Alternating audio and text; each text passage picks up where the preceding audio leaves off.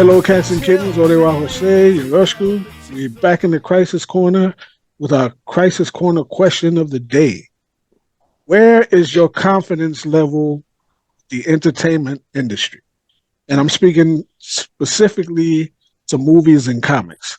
And I got with me my guests. I got Robert Spencer, Bobby Lexx, artist on upcoming issue of Intrepid, my man. And I got my partner, Alan Cole, co-owner of C3 Comics. And yeah, let's get into this because again, go back to my background as I was saying, we were talking earlier. Movies and comics taught me how to create. The cinematography in movies basically is the basis from how I format a page or write a script. Comics themselves, same thing. It's the example of the artists that I grew up on formed my ability to create comics. So I would be in the movie house 5 times a week. Back when earlier days, I got stacks of comics in storage that I go through and just basically soak up to fuel my creatorship. And currently, the industry is letting me down. I mean, the best movie that I've seen lately that actually entertained me the most was Sharknado, and that's a shame. I mean, not to say I enjoyed it, I really did, but that shouldn't be the case. You know what I'm saying? There's creators out here that got a little bit. I mean, Tarantino's still out there. There's still people out there that can produce good work, but the industry right now is very, in my opinion, it's lackluster. It doesn't have any. It's lost its teeth. Doesn't have any courage really, because then it's too. I don't know. What do you expect, Jose? When someone did go against the grain, hence the Snyderverse, they got beat down because this isn't my Superman, this isn't my Batman, completely ignoring the frame that the story was that the characters were put in, and taking the story for the story, and then going along for the ride. So everyone has become gatekeepers. This is my Superman, and even now, everyone's a Kang expert. Yeah. Well, who knew Kang except for hardcore comic readers? I didn't read Fantastic Four. I'm not a fan like how you are. Mm-hmm. I don't follow Kang, so I'm going off of whatever the movie portrays, unless I start getting some books. Right. So it's changed. People have gotten very spoiled. They forget what it was like pre 98. Was that when 98 or 97 when Blade came out? And then they started to do comic book movies to take them seriously. Right. It was 90. I think it was like 98. I know it was before 2000. Yeah, and then 2000s came the X-Men and Spider-Man and everything. Right. So they still had that comic book swing to it. Yeah. But once you start trying to make cinema with these things, people harken back to, these are for, kids. But they're not, though. Comics haven't been for kids in almost decades, especially when you look at the storylines that they're doing. Yeah, exactly. Right. So when you try to put these characters in real positions to question their morality, their ethics, their drive, people kind of crap on it. Sure, I can see that. That's what it seems like. And when you look at the franchises are not a new thing. I mean, it's not a bit. They've grown to the point of ridiculousness to me at this point, but it's not a new thing. Star Wars, you go back to the old days. I mean, way before we was born, Flash Gordon or whatever. Hollywood always tries to make a franchise so it can get money, and this is a business. Right. That's true. This ain't nothing sacred. It's a business. But I think in trying to perpetuate these franchises, they're playing it too safe, and they're just spewing stuff out. I mean, especially with the streaming stuff, they're just putting out stuff to put it out there. I mean, without rhyme or reason, and they're just trying to glut the market with stuff, hoping that people will be like, "Oh my God, this is the next thing." You know what I mean? And it's just bad. You know, a lot of it anyway. What's your thoughts, Rob? Yeah, so it's they really don't want to take a chance. I mean, and I think it's an issue that Marvel and DC and a lot of other companies have, where they really don't want to take and do anything new or inventive or creative. They want to try rely on their older IP, but then they try to take and just rehash, um, dump stuff like you said that on streaming, no rhyme, no reason, and they're not willing to actually give us new characters and Mm-hmm. new situations because they're worried that, at least in my opinion, they're worried that if they do something new, it's not going to be received well. So they want to just take and Mm-hmm. rehash old stuff. But in trying to rehash the old IPs, they're changing the story so drastically that it is not cohesive anymore and it doesn't even make sense. Mm-hmm. They're they're what, cutting off the nose to spite their face, Mm-hmm. and then Hmm. trying to actually be hip or whatever else, and it's not working. There's definitely a difference in the quality of writing now than when it was back then when we was actually growing up and collecting in both comics and movies. Mm-hmm. And a point that you had made earlier when you was talking, the whole wokeism type thing, where you're trying to appeal to people that don't even Yeah, care so about your product. You know. they're trying to actually, so those readers who reader like comic readers, people who actually go and watch and whatever else reading, they're trying to get into the market, and that's cool. And I'm all for it. If you want to go in and get into the market, then get to the market. But if you're going to do that, then create stories for that reason. Don't try and rehash and alter what's already there just so you can actually capitalize on a buck. Because let's be real, they're not doing it because they're trying to actually make a difference. They're doing it because they're just trying to get that demographic dollar. Mm-hmm. And because it's a money grab, I feel like we don't put enough effort or thought into creating a cohesive, compelling story. They're just trying to actually say, hey, you know what? Look, we got this character now. You should go and read this book just because it's this character, Mm-hmm. and that's an issue. Uh, and like right now, what a few like maybe a few beginning of the year, the top 10 selling books. I think 8 of those books in the U.S. were on manga. And there was only like two two two American books. No, I think one. Let And me guess. one book, Batman one this was is one probably of like them. a few years ago, maybe like a Was it? year ago. Yeah. The number one US book was a Batman book, but it was the Batman um what's in that game that all the kids are playing. Oh, Arkham Asylum. Now Arkham Uh, Asylum. It's a MOBA. It's I can't think of the name of the game. Fortnite. It ah, was a Batman Fortnite crossover. That was the number one US book. Everything else was are you manga. serious? Now And it's that's because I can kind of see that because I checked out of American comics. Every time when I hear there's something hot, I'll go and try to see what's going on.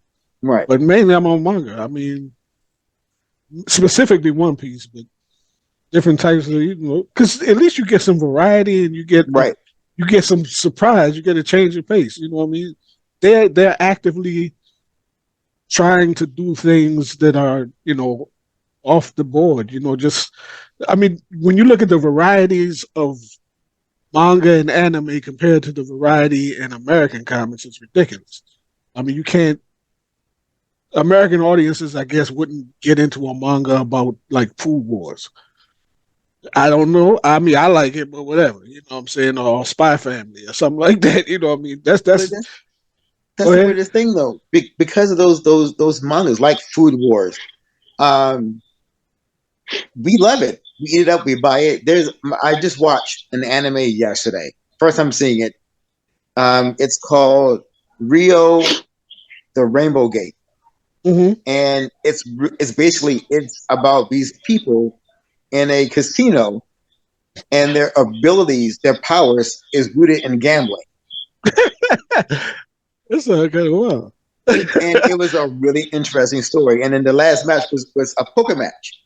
They're Uh-huh. playing poker, and it was amazing.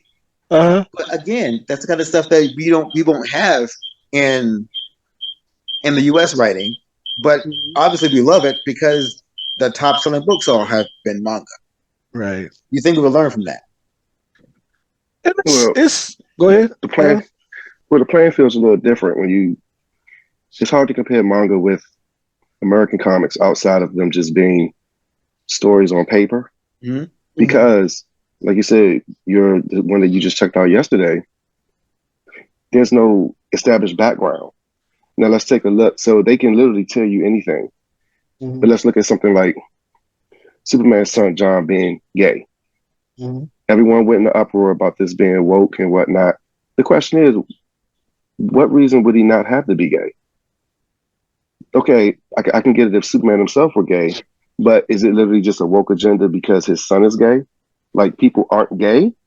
Because that's the whole problem now. Everything is attached to being wokeism. So every time you do make a change, now all of a sudden they're trying to pander to people, which they may be trying to pander to. I'm completely understand it because that right there is an entirely different market because comics, let's be honest, is extremely minuscule when you're talking about the amount of people that actually read comics and follow these characters in these stories, American comics, I mean, not anime or manga.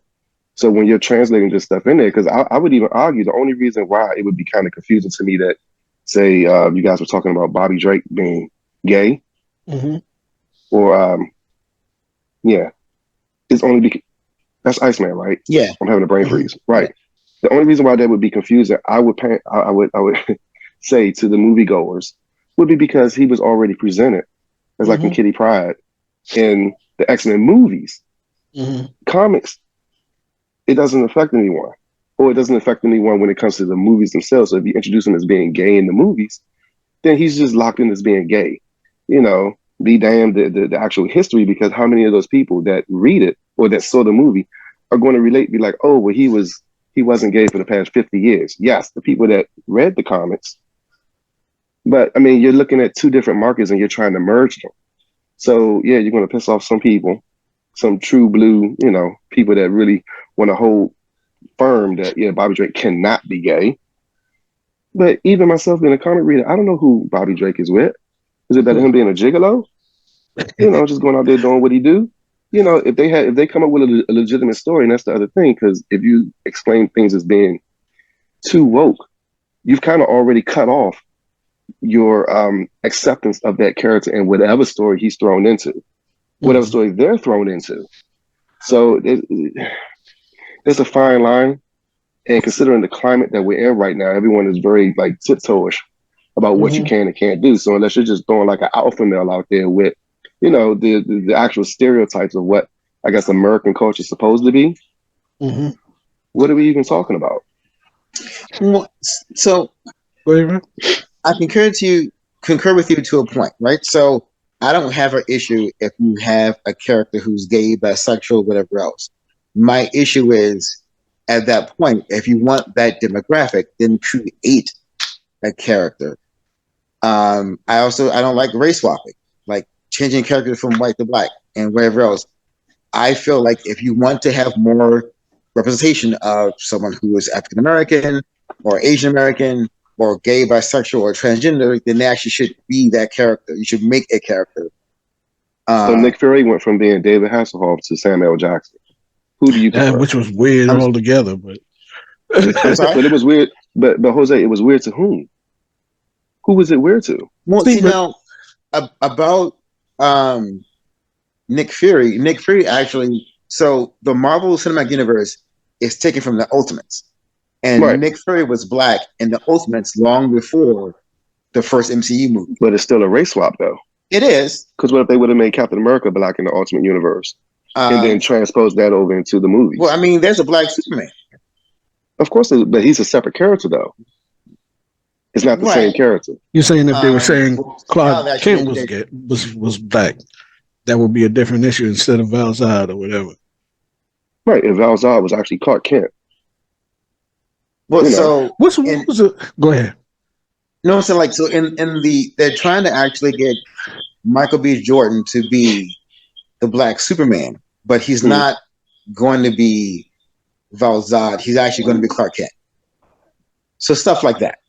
Like Yeah. you're trying to actually, is that true? yeah, Mhm. and that's the issue I'm talking about. You're only changing these characters because you want to get this community, but you're not actually, in my humble opinion, you're not actually respecting the community. So my thing is, if you're going to actually create a character who is gay or lesbian or whatever else, then there should be that from the beginning. I don't care that um, Robin is gay or Superboy or Superman is gay. The issue is there was not that before, and the only reason why you're doing it is because you want that demographic. It wasn't like it was a progression. There are tons of gay and lesbian people in manga, like, but they're that off the break. They're not trying to pander. One of my favorite series of manga, gay and lesbians, but they're that from the get. The difference is they're telling a great story in manga, and they're not trying to pander. If you like it, you Mhm. like it. If you don't, you don't. But there's always a market for it. For us, for American comics, we're trying to actually tap into a market that was not there before because let's face it, I mean comics was one sided back in the day, you know? Mhm. Um, but now they're trying, you know what, we got to change our ways. So we need to go ahead and we need to address, our lacking. Well, then, quite great, do that. But do that Mhm. by actually treating the demographic with the respect they deserve and create a gay and lesbian character. Create more African American characters. But Don't is that take still in not? Is that still not pandering though? no, Mhm. because now you're telling a story of life. You're actually now trying to tell tell great stories with these people in it versus actually just trying to change a character because you lack that in the first place. So by going and turning um, I mean, personally, I still didn't like changing Nick Fury to black. Like, I love Sam L, but if you want to make a great character, you could have done somebody else. You could have actually made another one. You could have killed off Nick Fury and have another Mhm. director of a show come up and be somebody else. Nick Fury could have stepped down and passed the torch down. Like, I love the new Batman because he is not Bruce Wayne, the new Black Batman. He's actually Lucius Fox's son. That's Mhm. great. I love the fact that Batwoman was a lesbian off the gate. They made, and that's what I'm talking about. Like, they made her a lesbian, and it was a great story, and she's a great character, and it wasn't pandering. The pandering, Mhm. in my opinion, is when you actually have a character who's already popular and you don't want to take a risk, and you're just changing the character just so you can say, hey, well, look, we got a black character. Well, look, hey, we got a gay character. And that's to me is not as creative or as um, a step in the right direction for changing the fact that it's all been one type of character, when we was growing up. That's I what my was, and I would say this: a lot of the changes that are made in be it cinema or in comics are said to be made behind the flag of inclusion, right? mm-hmm. So you say we're going to make say a black Spider-Man. Now, I don't know if you want to say what's his name? What's that kid's name? Morales. Miles Miles Morales. Morales. If you say the way he was presented, put over in the comics when he first came out, I was cool with that because it was just like it's like I say, he wasn't Peter Parker. He was just whatever separate issue, right? But if you're saying that I need him because now I can see myself in as a hero or see a heroic image similar to myself, I love Peter Parker from the get go, and that didn't make me feel excluded. It Right. was just a character that I love. Batman. I mean, I wasn't averse to Batman because he was white. I was cool. I mean, it's Batman. You know what I mean? Superman, same thing. Uh, and you could look at other different, I don't know, different people would say like it could be like a dude that is gay, right? He's an old school comic head, right? So is he saying he didn't like Superman because he was straight? He probably just liked Superman because he loved comics. He didn't ask for you to make whatever change. You just did that under the assumption that now you can either capture that market or you can give people something that they didn't have. You know what I'm saying? That's where I would say create characters from scratch. If you want Mm-hmm. to appeal to a market or if you want to, you know, I mean, I hope it wouldn't be just to appeal to a market because that's like wishy washy. That's kind of like that comes and goes because trends change and you can say, oh, this is it now. So we're going to make people just like this. You know, that's, I can't do that. I want great stories. I want, I'm not an inclusion person. You know what I'm saying? Because why? You know what I mean? If that's the sole reason, you're saying we want you to feel better about yourself here. You're assuming I didn't feel good about myself. That for some Mm. reason I was like, put off by whatever, or I felt left out. I don't catch that reason. You know, it's not anything that I really, and that's what's bringing me down because you're trying too hard. you know, either to make the money that you think you can make by appealing to whoever, or just in general, you're just trying too hard, especially when you're dealing with IPs that are established. You know what I mean? I want. I wasn't even that happy about how the X-Men were presented in general, but the product I thought at the beginning at least was overall good, so I didn't bother. But when you do even stuff like raising Wolverine's importance within the X-Men didn't make a lot of sense because he's an add-on. You know what I'm saying? First, Mm-hmm. you had the original five, then progressively you got the Wolverine, and he rose to whatever prominence he had. But then they made Cyclops a joke, man. He didn't matter, and that's Xavier's son basically. He was Yeah, just hanging out Cyclops, on the man. he was hanging out on the corner waiting for something to do. He basically got wrote out of half of the movies anyway. Mm-hmm. See, but And what's cool about that is that, with Cyclops in particular, what you just said, Jose, is actually has been transferred over to his character in the mhm, stories. To the point where he's making, like, his in the comic world, his own memes. Cyclops was right. What I'm saying? The T-shirt that he had yeah, done in one of those issues, like Cyclops was right. Like uh-huh, that's. But what's curious to me is that I don't know what pandering is, because let's go back to Rob's Batwoman being gay, right? So I can imagine, the writers being in a room somewhere and being like, you know what, we need a gay character, a mhm, gay female character. Well, how about Barbara Gordon?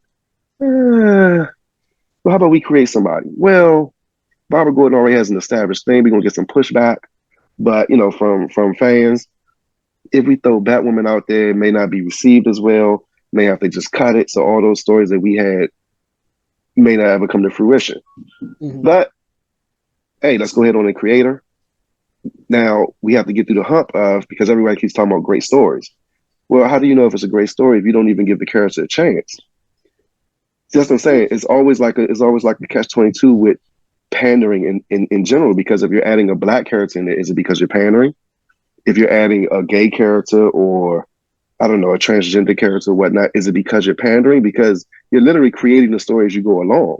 So it may not seem that it's important at the time that they're introduced, or the characters change, but it may, I'm pretty sure it's going to play out in some form eventually. So at what point do you create these characters and they're not going to get kickback or pushback saying that it is pandering? mhm. Because I don't When know anything about being gay.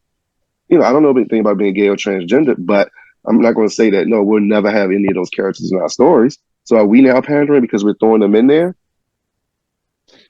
No, because you're telling a story about um, the world that we live in. So you're a created character, and the character would be black, gay, lesbian, whatever else. The difference is if you create a character who is a straight white male, and then you go, you know what? Oh, we need a gay character. You know what? Like, let's take this character and let's make him gay because we need one. That's the difference. It's because the characters are being changed to fit in and not created as. Now, since we do have our own company, Mm-hmm. C3 Comics. We do produce. The only difference between us and Marvel or DC or Image or any of these other companies is they have a budget, they have money, they have goals they got to reach, and so we have the freedom to just create whomever we want because nobody knows them. And Mhm. so, at some point, let's say 25 years, we're in the top five publishing companies, right? And now all of a sudden, people are getting robotic transplants, walking around like RoboCop and whatnot, feminine RoboCops or whatever. So are we not supposed to, to include them or to change one of our older characters because we don't want to be pandering to this, you know, this new market, I guess? Or do we, like, are we now put under the pressure that we have to create a new character? I mean, I guess for no apparent reason, just to say that we want to, because if they don't already fit into stories that we're already doing, and we create a character and then we create storylines for those characters to be involved in it, for them to interact with other people, is that now pandering? Or like, how does this work? No, because you're Yeah. telling a story. That's the difference. So But it'd that's what I'm be saying. Like, at what point are you, at what point are people going to be able to read the story and then say, oh, well, this is because I get it. If you create a character or you change an existing character and the story is garbage and it's Mhm. blatant that, like, yeah, they just kind of threw this in there. There was no afterthought to it. But what if the story is awesome? And, you came in with this perception of it, but now all of a sudden the story was great. So now is it still pandering that the story is great, but you had, adverse approach to it at first because it was something that did his. Because like I said, I'll always say, anime and manga doesn't have that crutch that American comics do. They Yeah. don't have established history. Now all of a sudden, if Luffy is gay, that That'd would be kind of be weird. weird. But then maybe not though, because Luffy's kind of oblivious to, like, Yeah. Yeah. feminine attractions and things like that. But okay, Sanji. If Hmm. Sanji ended up being gay, that would be like a dramatic change to his character. Hmm. But then all of a sudden, now, he got the robotic parts and all that, he got the enhancers. So maybe his mindset changes on things or whatever. And he doesn't like Nami anymore. He just likes, I don't know, other robotic people or Hmm. whatnot. So like, would that be a change for him? Would that be pandering? Like, how is that? If I could so see it in, coming, it's cool. I mean, if it made sense. Say put it like this: Batwoman to me wasn't pandering until she was black, because Batwoman in the comics was gay anyway. Mm-hmm. When then they turn her black, I'm like kind of scratching my Black head. and Where gay? that? yeah. Yeah, yeah. Fantastic. And another thing that I bring up: these guys are pronouncing their wokeness. You see the interviews. They be like when Marvel Now came out, they was making all these speeches about we want to give people this because of that. They tell you flat out, remember when they was about to redo New Warriors and they was trying to bring out what was it, Safe Space and Snowflake and whatever those I forget the character's name.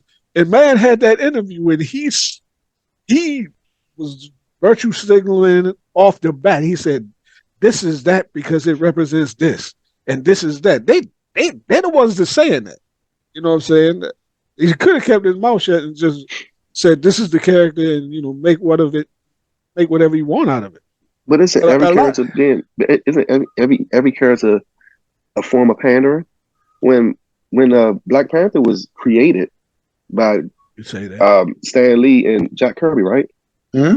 I think so. Right. He was so they wanted them. He specifically created a strong black character.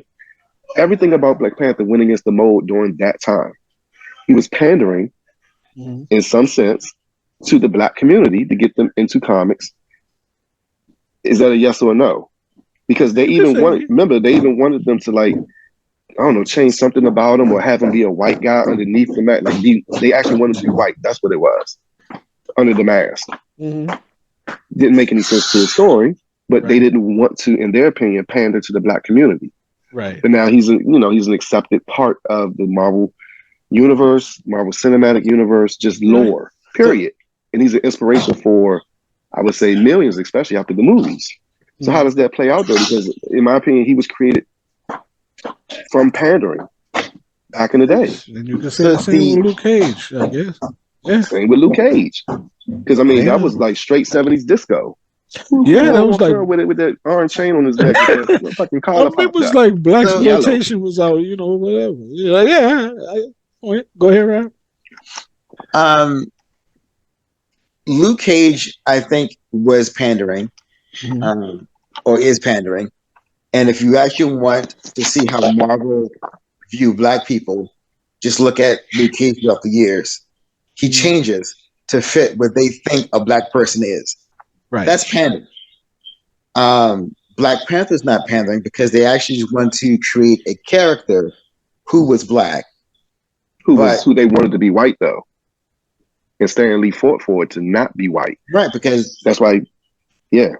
so, but that's because they wanted him to be white. So it's like thing with Batwoman. It's like they created Batwoman to be a lesbian, and then they were like, yeah, no, we don't want that. She wasn't created for pandering. She was created because they just wanted a lesbian character, and it told a good story. It wasn't that if it changed Barbara Gordon to a lesbian, that would have been pandering because you're only doing it just because you're crap. You didn't create a character in the world who happened to be something else So other do you than the think straight that? white. So do you think that Batwoman could have been introduced as a gay character in the late '80s, early '90s in the Batman lore? I She can't did. remember when she originally, but not Cassandra. Was something Kane? I forget what her first name. Kate Sasha Kane. Kane. No, that's the other I one. thought, That's a bad girl. The one that can't speak and fight awesome kung fu. Yeah. mm-hmm.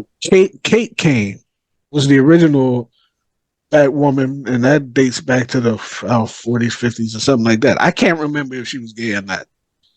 At some point along the line, I think it was when Rucka was writing Mm-hmm. Batwoman. But she might have been gay before that, which is, that's what it is. My issue is with the TV show, and she somehow, for some reason, was black. Maybe it could just been they couldn't find no white people to play her accurately. I don't know, but That that was was a weird. decision that they Yeah, made. That was it was just quite weird.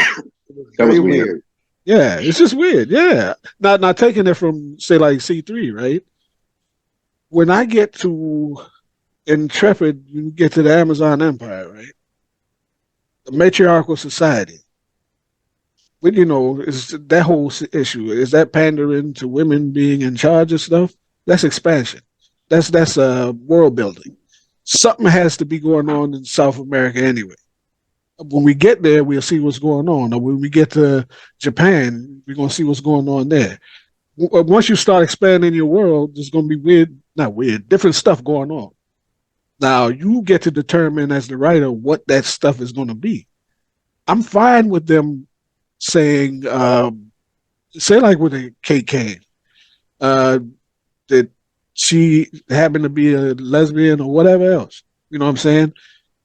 Kind of what works against them, as you brought out, Alan, is the length of their publishing history. Fights against them at times.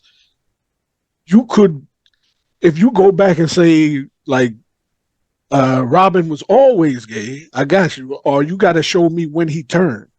And it can't be like in the last because he was down with or when you go with Tim Drake, he was running with Stephanie Brown, he was running with Mm-hmm.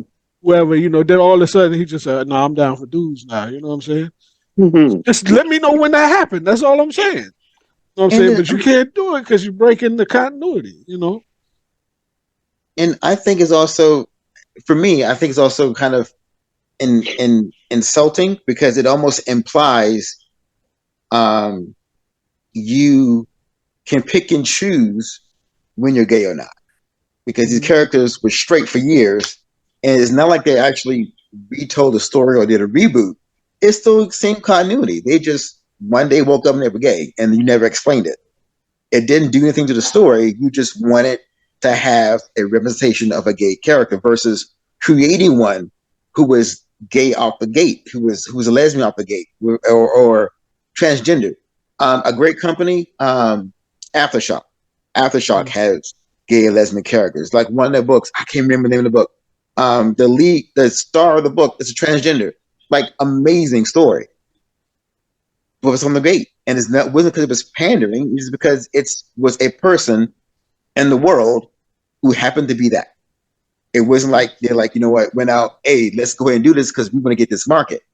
And like Jose said, Marvel and DC has actually said they're doing this because they're trying to um, get this particular demographic Mhm. to read their books. And so they're taking existing characters and changing them, not based because it's story building, world building, great stories. It's just because they want to hit a demographic, and Mhm. that's why it's pandering. You're not telling a good story. You just actually want someone else who you feel if this happened, they would buy your book. And another thing, the especially with Marvel, they'll they'll signal to you why they're doing something a lot of times by who they hire. They go out of their way, like with I go to She-Hulk, right?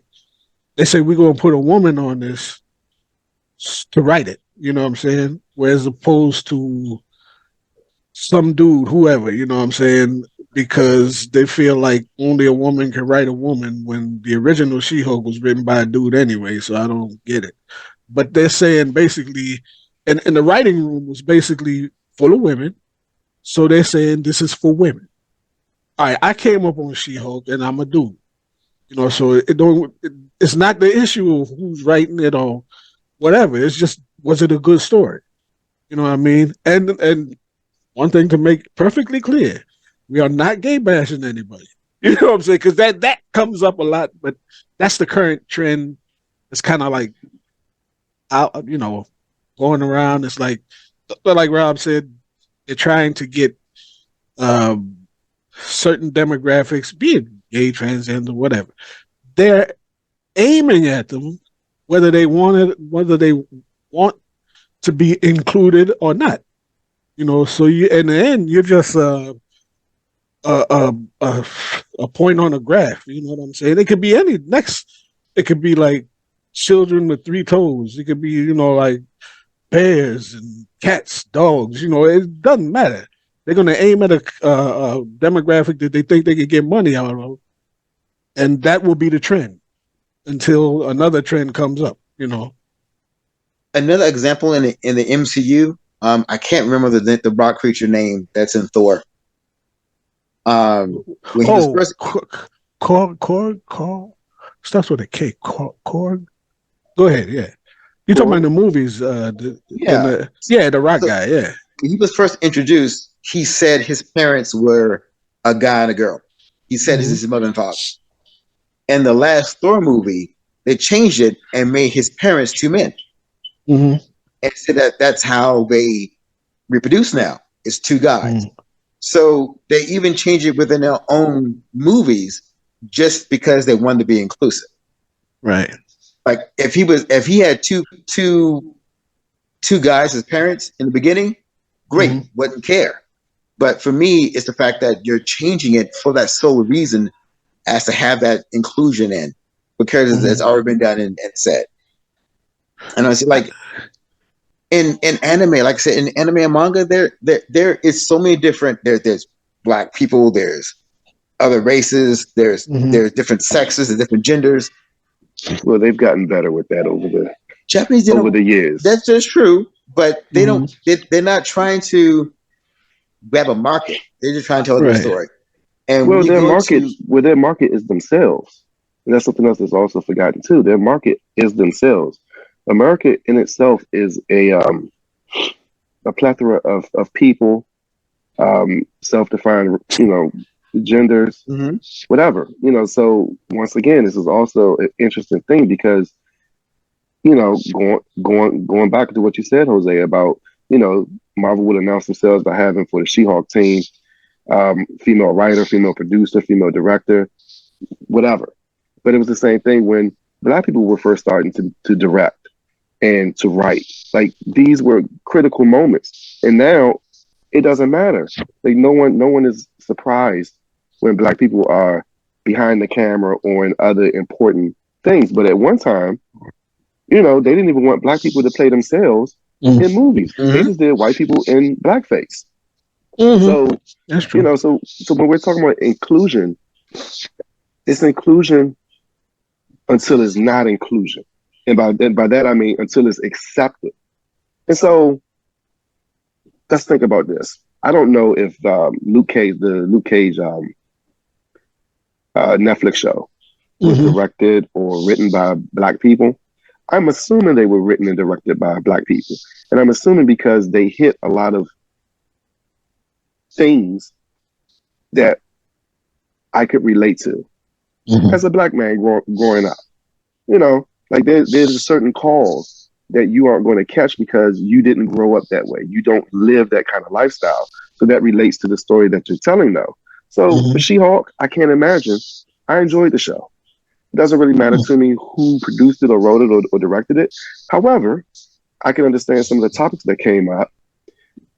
I wouldn't have been able to pick up on those. I wouldn't have been able to write that She-Hulk show the way that it was written because I can't relate to that. That's not my experience. So Right. I can go out there, I can learn it, I can learn it, I can talk to other people, I can bring it in. You can do your own research, Mm-hmm. but you're not going to have that authenticity to it with a lot. And until in like 10, 15, 20 years maybe, it won't be a thing. No one will have to announce, oh, we have a woman writer on this, or we have a woman director, or we have a gay director, or a transgender director, or writer, or lead, because these things are going to be accepted, just like how black people are accepted in all of this.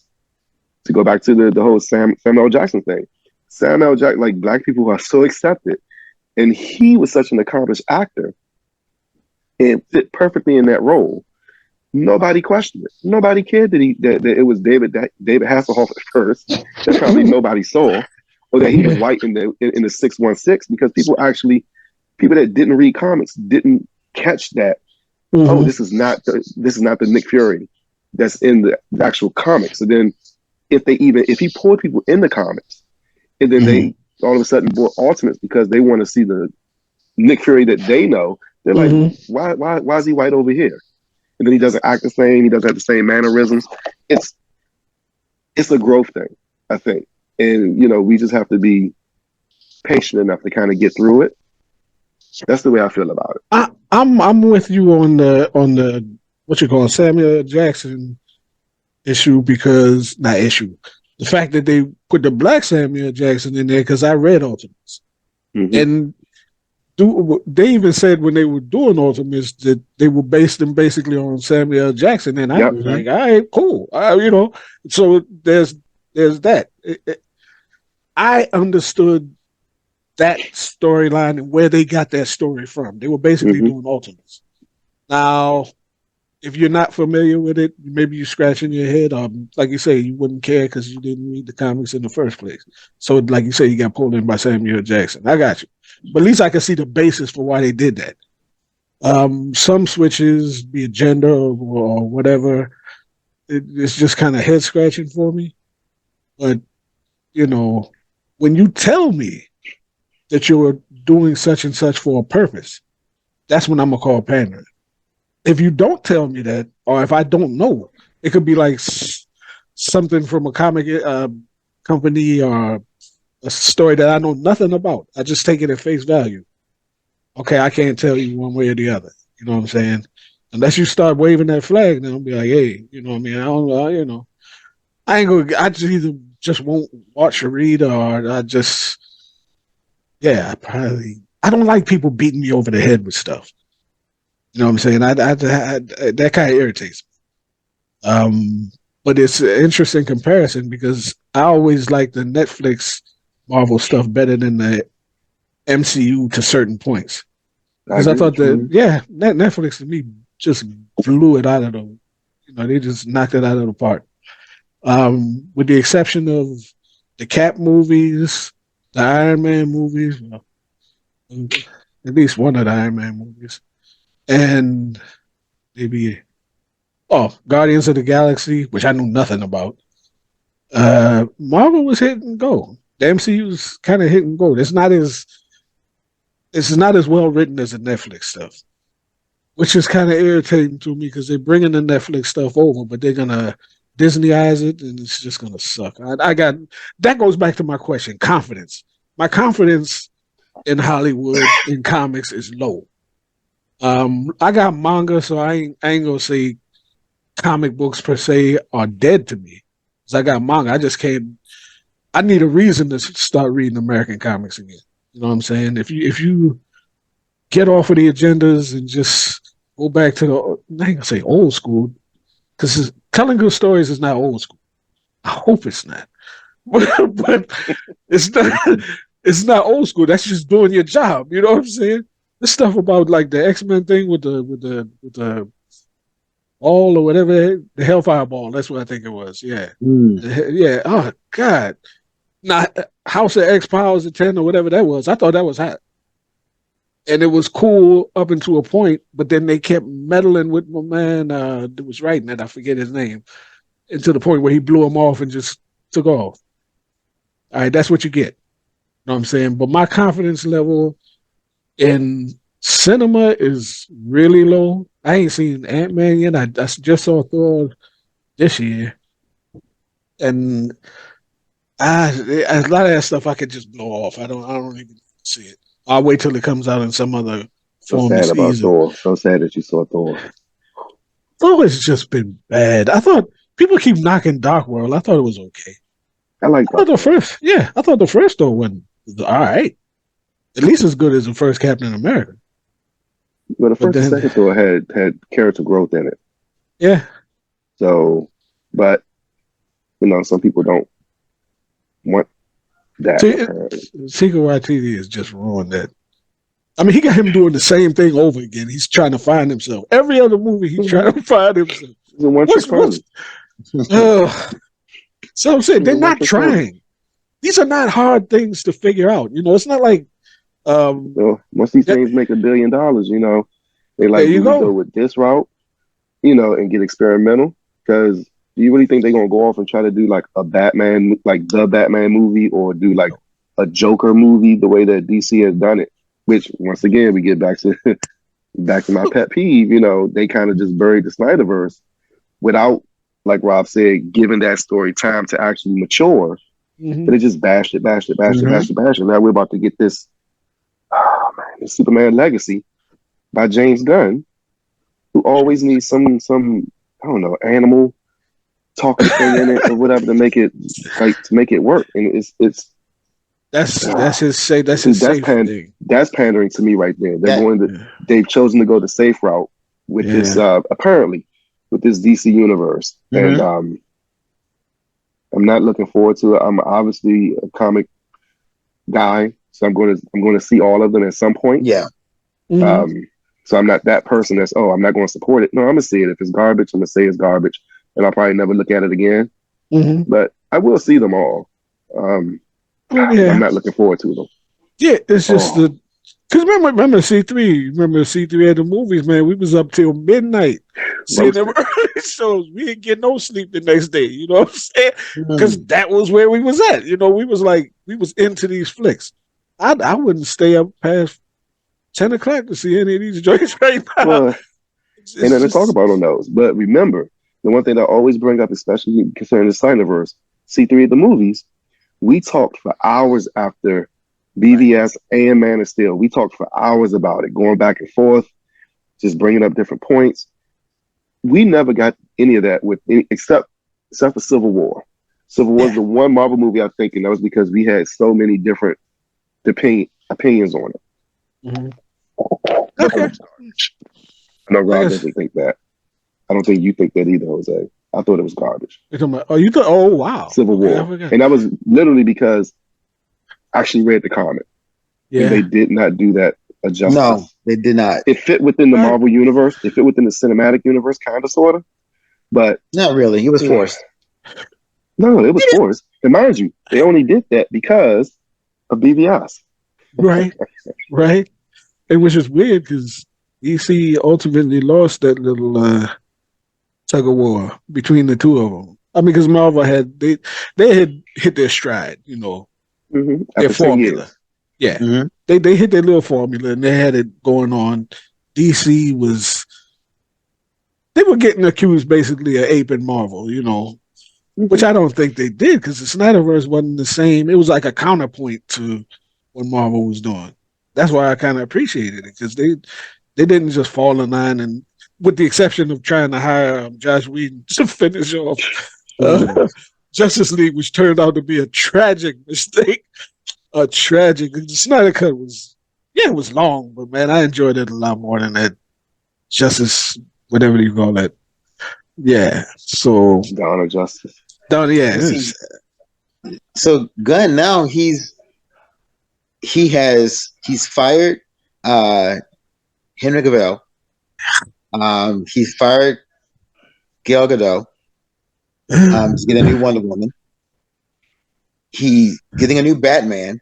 yeah. So there's he's revamping everything, and I I do not see his end goal.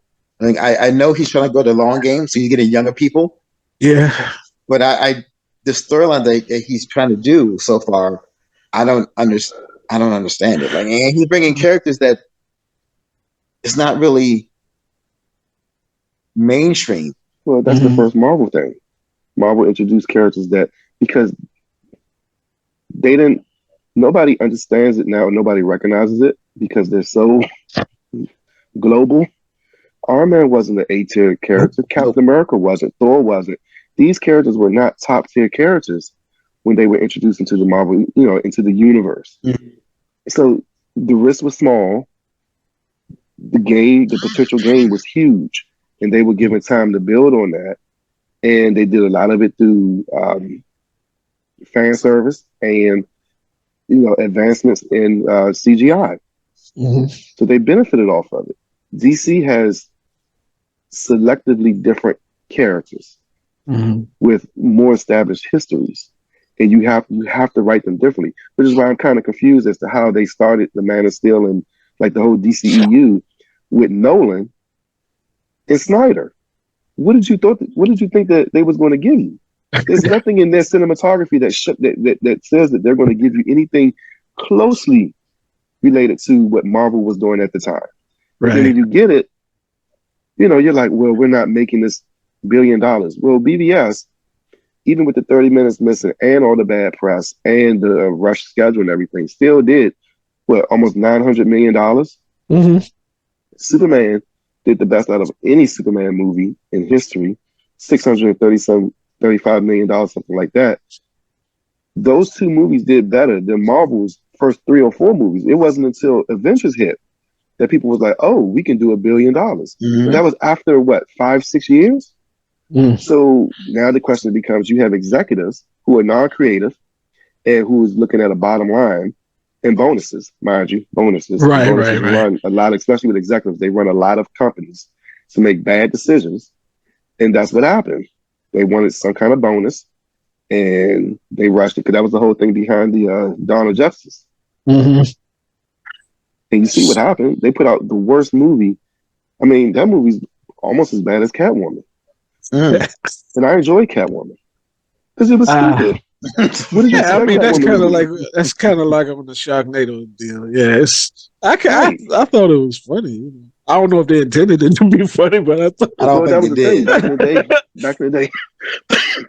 Back in the day, comic book movies were expected to be a certain way. So Yeah. when they did Daredevil, remember?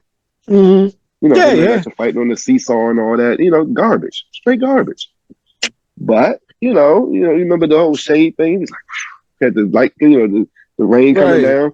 It was stupid, but that's what comic books were. That's what comic book movies were back then. You can't put that movie out now. Nah. You can't. And when Nah. they brought Josh Whedon in to do, Justice League to finish it, to rewrite it. I mean, you look at what Zack Snyder did with the the cut, the original. You're like, he went in there and literally massacred Mm-hmm. this movie. He Yeah. massacred it. That was Yeah. horrible. I mean, all in the name of basically putting out another Avengers.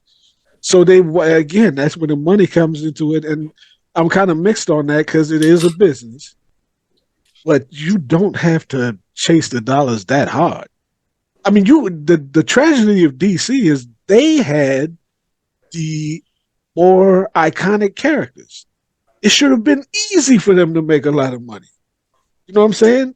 Everybody knows who Superman is. Everybody knows who Batman is. You don't even got to try that hard to make your billions off of those characters. Wonder Woman. They dwarf Marvel's characters in terms of, name recognition or whatever. Mm-hmm. But they didn't accept what Snyder was doing, and they didn't accept. Well, I gotta say Nolan. He only was in there a little bit. No, well, Nolan's stuff, his Batman stuff was universally accepted. That's Batman. All right. But yeah, the people got so high on that Marvel jokey joke type whatever that when they looked at anything in comparison, they was like, "How come they ain't laughing? Why my man didn't tell a joke?" Mm-hmm. You know what I'm saying?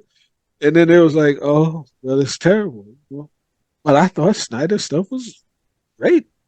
Man of Steel is great. I thought I didn't like Batman vs Superman. You kind of talked me into that one, Alan. But the more I looked at it, I was like, "Yo, this joint's tight." And when you saw the director's cut, I was like, "Oh, wow, that's hot." You know what I'm saying? And then when you see the Snyder's cut, you're like, "Oh, that's hot." You know what I'm saying? See, that's the thing. So when we were talking about the pandering and exclusivity or inclusivity, the one thing both of you guys brought up was characters and world building. Mm-hmm. And to me, that's what Snyder and Nolan do in their movies in general. Mm-hmm. They world and put their characters in situations that and they have to make decisions that actually have consequences. Right. So there's no rewriting things. You know what I'm saying? It's like this is what this is what he is. And it's I don't think a lot of people, they may be doing it now. It may be kind of trending for actual cinema. Mm-hmm. So as you go through like Joker, that wasn't a comic movie. It had a comic character in it, but it's not a comic movie. I would even say to the extent the Batman is a character piece. I dare say comic movie. It is a comic movie, but it is more of it's still a character study. And it's a character study of that Gotham. Right. So it's not just Batman. It's not just Robert Pattinson's Batman. It's Penguin. It's, Commissioner Gordon. It's Catwoman. It's all. It's Falcone. Falcone. Yeah. Like that stuff made that movie. And you don't get that with Marvel movies. Yeah. You just don't. And it's bad. They're shallow. They're a bit shallow. They're very shallow. Like I say, low consequences, spectacle, but without consequences. They wiped out half the universe and then brought them back. Yeah. I mean, yeah, you got the blip thing, but don't nobody even talk about it. This should be people traumatized. There could have been people that was in an airplane. They came back and just fall out the sky. Exactly. I mean, nobody talk about this stuff. They just sweep that away and say, oh, they're back. Yeah. We going maybe way past as long as we should have gone. But I appreciate y'all coming on. It's a good conversation. I think it's a real good conversation. Again, my expectations and my confidence in movies and comics are very low. Hopefully that would, as trends change, maybe things will turn around. Maybe some new directors, some new writers.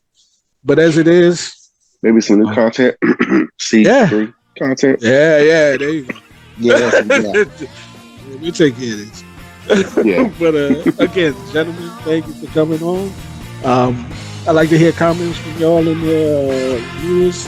Let me know what you think. Let me know where your confidence is in the entertainment industry. And until next time, stay loose.